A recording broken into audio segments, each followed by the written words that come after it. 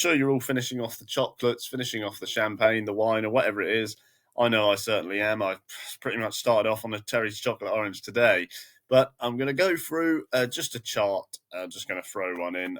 Some people are sort of probably wondering where I am. I mean, I am on here every day, except when it's Christmas Day, and we are still continuing the festivities over here a little bit. So I'll be in and out. We'll be posting as we build up to the new year, and just dropping a few things in so everyone's set and everyone's ready to go into 2023 with a clear mindset, knowing what they want to look for in their trading and knowing really what they want to achieve next year. And it's great to have new members come in. If you want to come and join us, just drop into the description below or click the link underneath, and we'll get you set up. So let's go ahead and look at a chart. If you don't trade oil, that's fine. This strategy works on any single chart you want to trade. Generally, trading strategies should be like that. Okay, it doesn't matter what you're trading. The actual core of the strategy is going to be the same, mostly for risk management, unless you're trading something that is a HVA like crypto asset. Price action rules remain the same, again, regardless of what you're trading. So, of course, as lots of you who follow me will probably know, I called it long. Well done if you took the trade. I called it long around here, and there was various reasons why I did such a thing. And this was a great example of how you can catch a good trade to the long side based on basic rules. Now, I actually did this in the TradingView live show as well. If you saw that, we went over this. But basically, you're creeping down to an area where there's previous price action, okay? Now, you can see I've got a monthly chart here. You can see you've slammed down, okay? You got to May 2022, okay? 1, 2, 3, 4, and then you've got a green candle, 5, 6, 7. So more or less 7 candles in down movement. I know there's a green one, but really you'll see that we're still closing down underneath. So it's just one big slew of price downwards. Now 123, or even going further back, you're much higher than that, near 130.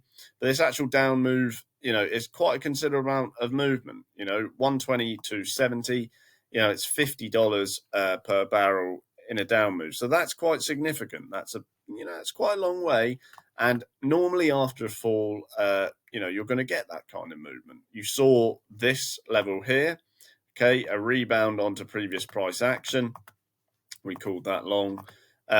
You pushed onto these previous wicks, okay, and the price flew up to here. And again, it's followed by a massive slew downwards.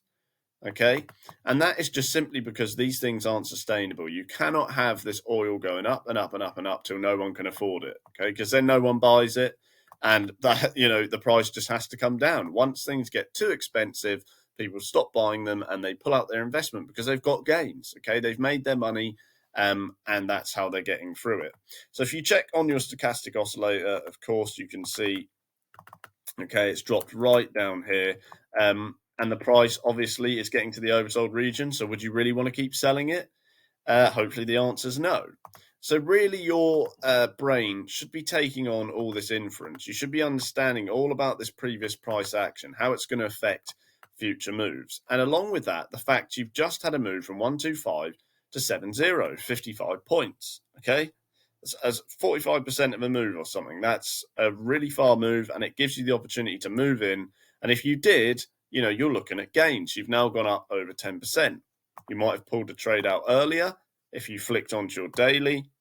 Okay, you might have pulled it out here, which is still wise. You're still getting $3 or so per contract.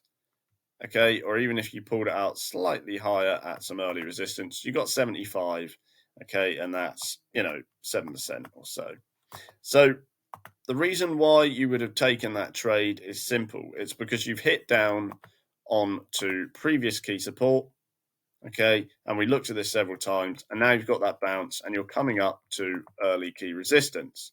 So this is where you start to kill off those trades because you're looking for short side movement, okay? As price comes up, you're looking to get in for shorts.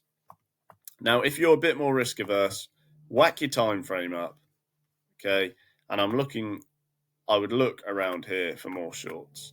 You may get a front runner in here just before that area, and I would trade it lightly And that is really what you're looking for on this. If you took it long, get out. You could take a very light short as you come up to some early resistance. Anything higher is for risk-averse traders to scale into the short side as well. So that really calls it for this this analysis, guys. You're coming up to your 40 MA. Probably look for a light short when you get to this level. You might get some minor gains, drop down to 78 or so. Thanks for watching, guys. Hope that really helps. Of course, let me know if it does or doesn't in the comments. And have a great new year, and I'll see you in the next video.